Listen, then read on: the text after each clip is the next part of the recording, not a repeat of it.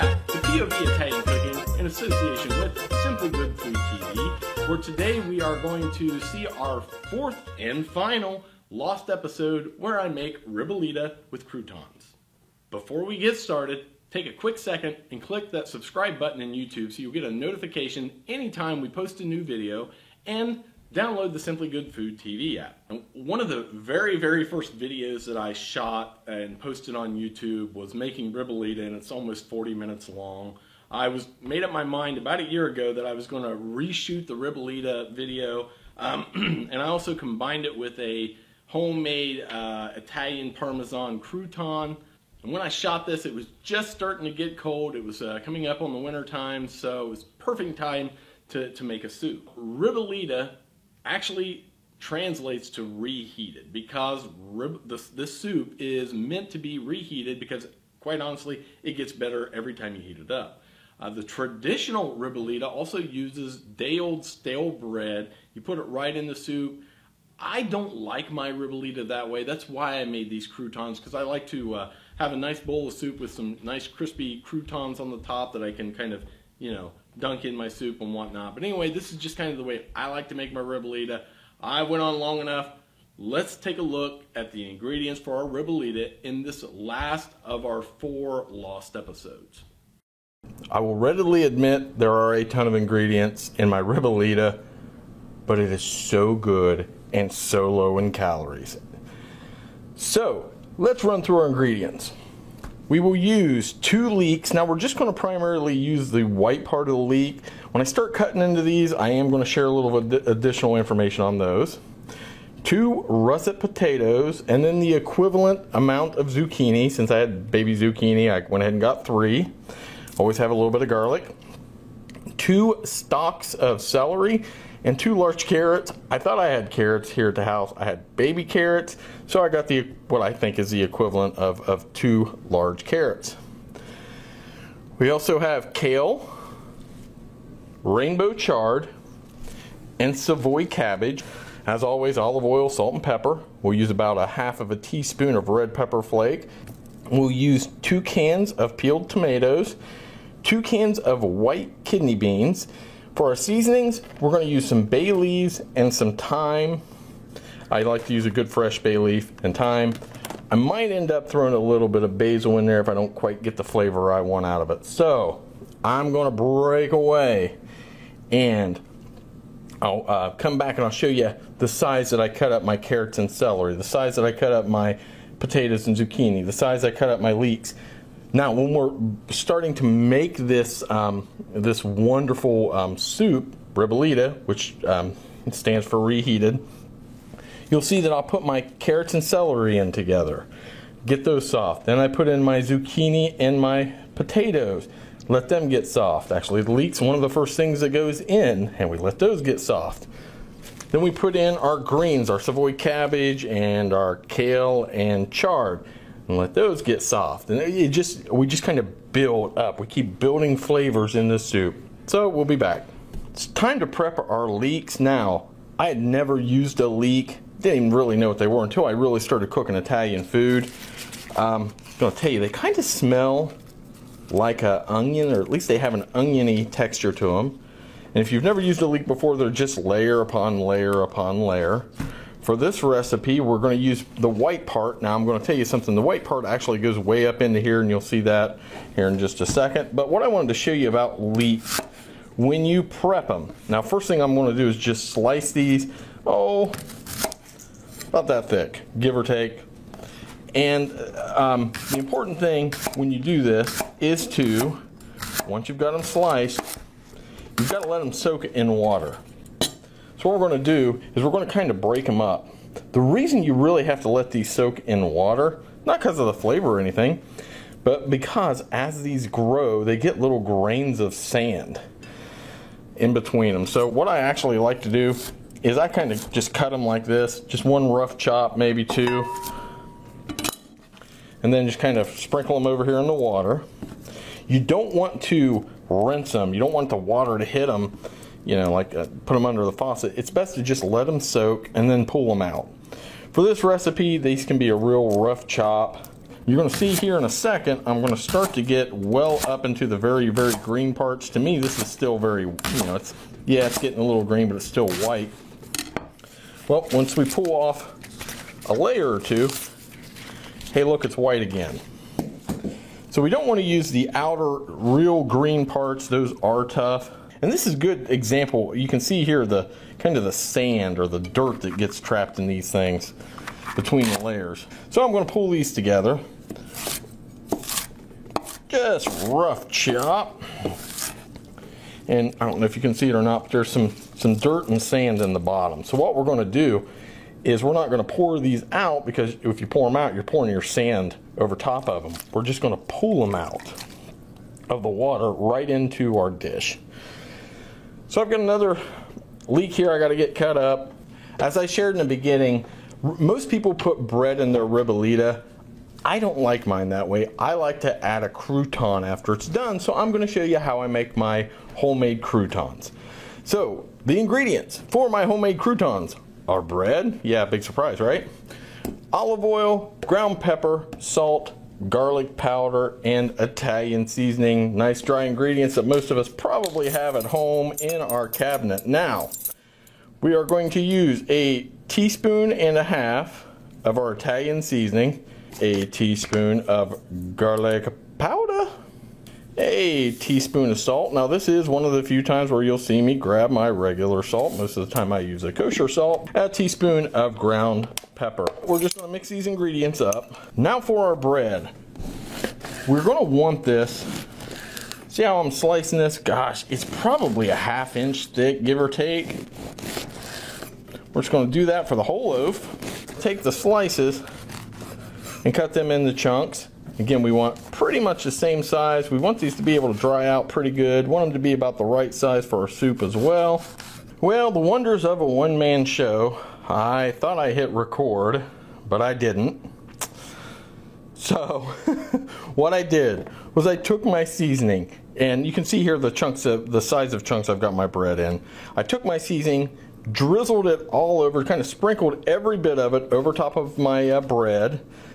Drizzled olive oil, tossed it, drizzled some more olive oil, tossed it again. And you can see now that my seasoning's adhering very nice to my croutons, or what will become my croutons. It's bread right now. I have my oven preheated to 425. I want to make these like a Parmesan crouton. Great over top of your croutons. Use as little or as much Parmesan cheese as your heart tells you. Since I'm adding this to my ribollita, I don't want to get an overwhelming amount of parm. That's probably good enough. This goes in a 425 degree oven for 10 minutes. Check them. If they're not good and golden brown and nice and crunchy, add a few more minutes. Our croutons are done. Look at them. They got just a little bit of color. They are nice and crunchy. I don't know if you can hear that. Those are going to be a perfect addition to our ribollita. Now, let's get our soup going. It's finally time to start building our ribollita. I say finally time because I've been working on this pretty much for 2 or 3 hours here, doing my prep, getting my other dishes that I'm making done today, making my croutons. So, put a little bit of olive oil in the bottom of your pan.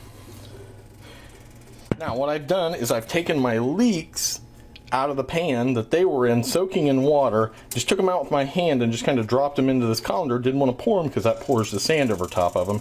Now I got a bunch of leeks, but I really love them. So those go in your pan. Want low heat. Now it looks like there's a lot of leeks. These things cook down to almost nothing. So I'm going to use that many of my leeks. Come in with my garlic as well. We're going to let this cook low heat, stirring frequently for 5 minutes. Our leeks have been cooking for 5 minutes. A lot of steam coming out of the pot there. You can see our leeks have really cooked down. Next, we're going to add our carrots and our celery. Just want to show you, I tried to get my carrots and my celery pretty much the same size.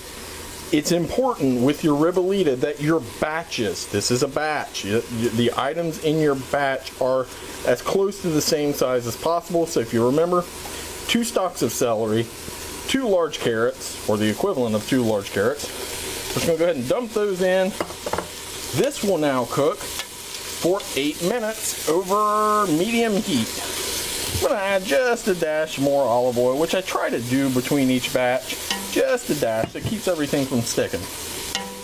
Okay, it has been 8 minutes since I added our carrots and celery, so now it's time to add the potatoes and the zucchini. Now, just to show you here, the size that I've cut these things up, again, I tried to make my potatoes and zucchini the same size. So it's the items within your batch need to be the same size. Not every item in the soup, just as you're making your different batches. So that was 2 potatoes and an equivalent amount of zucchini. In this case, I had small zucchini. They were baby zucchini, so I used 3. Now I add a little bit more olive oil to keep things from sticking. My heat is on medium. Now these are going to cook for 8 minutes. Looking forward to some of our other ingredients that go in a ribollita. We are going to add 2 cans of white cannelli beans. It is critical that you drain off the liquid that comes in the cans, this nasty goo stuff, and then rinse these with water. My potatoes and zucchini have been in here for a couple minutes. It is important that you give it a good stir every couple minutes. If you feel them start sticking, just add just a tiny little bit more olive oil. You don't want everything sticking to the bottom of the pan. Our potatoes and zucchini have been cooking for 8 minutes. Now you can see, hopefully you can see that the leeks that we had in there really are starting to break down now. So now the next item we add are our greens. What we have is Savoy cabbage. Kind of cut those up into chunks. And now this is actually the first time I've used Savoy cabbage in my ribollita. I also have a healthy stack of just regular old kale and rainbow chard. Believe it or not, we're going to jam all the greens in here. These are going to wilt down. But yes, it will take a little bit to get these wilted. I'll throw a little bit of olive oil over top of my cabbage. Now I'm going to, let me stir that in a little bit. Okay, I'm going to add a bunch of kale here. You want your kale and your rainbow chard to be in pieces like so. This is going to wilt down, way down. Usually we hand tear the greens after removing the rib from both the kale and the chard. This time we were trying to save some time and cut them. And cutting them didn't give us our consistently sized pieces for whatever reason. So I would recommend hand cutting this. Alright, so I'm going to go ahead, get some more greens in here quickly. Might have to let this cook a little bit covered to wilt these down. But otherwise, we're going to cook these for 8 minutes and then we add our next item.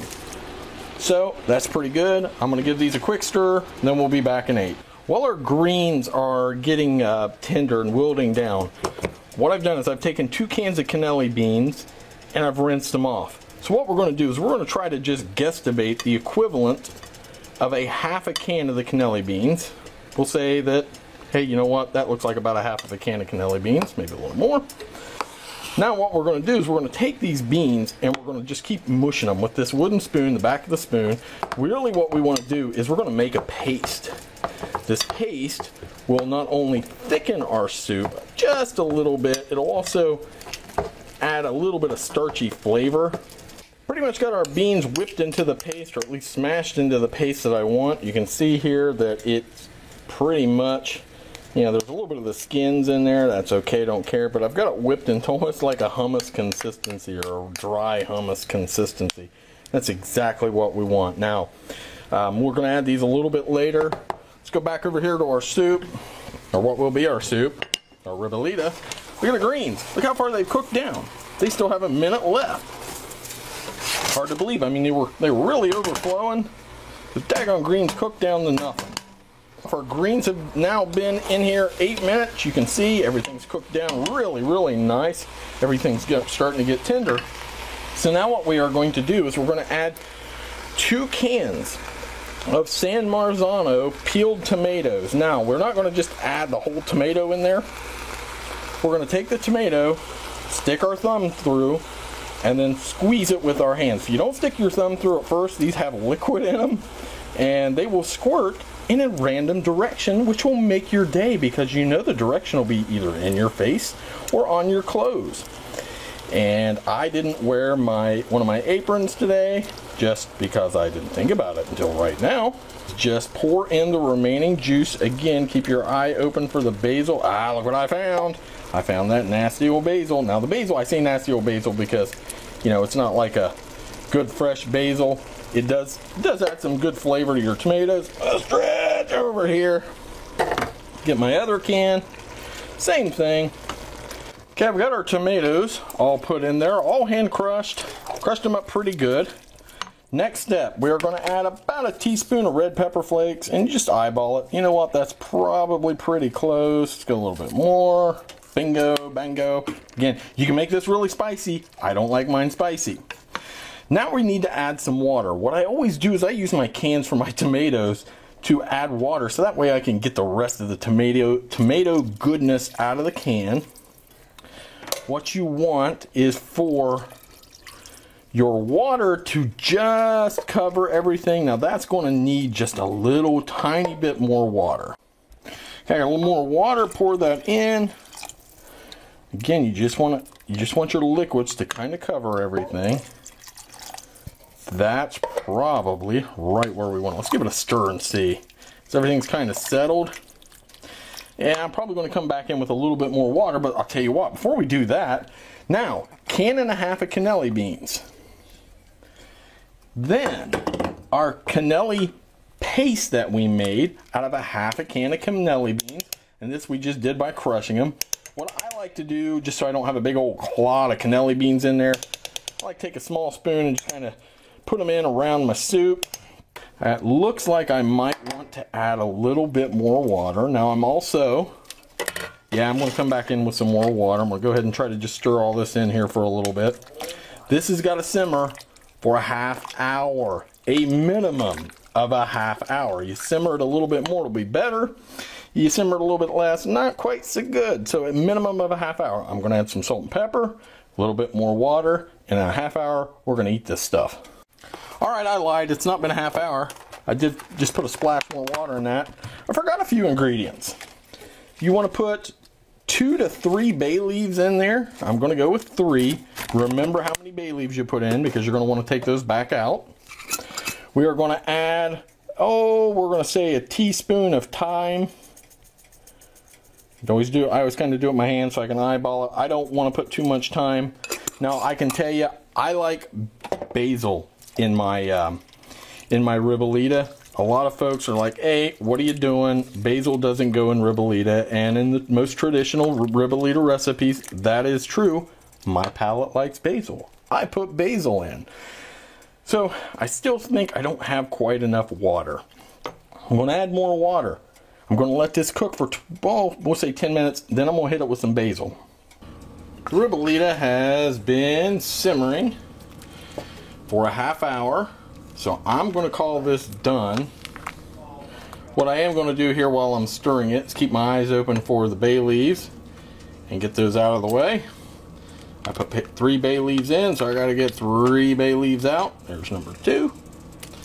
So let's tell you what, I've kind of moved my lights around a little bit, so I apologize that the color in this shot's not what it should be. I'm going to get everything reset, and we'll be back and try this ribollita with our homemade croutons. Okay, we're back for the second tasting. I made 2 dishes today. We needed a protein, so I made a meatball. This is ribollita with the homemade croutons. So let's see. I did have to add a little more salt, so hopefully I got enough in there. Now this is the first time that Josie has tried ribollita. And ribollita stands for, it actually means reheated. So this soup gets better every time you reheat it. It's perfect. It's perfect. It's really good. Yeah. It's really good. So now you can translate. How do you say vegetable soup in Spanish? Giving Josie a hard time. I'm gonna get put on the spot. Yeah, I'm gonna put you on the spot because she's from Mexico, so. Really good.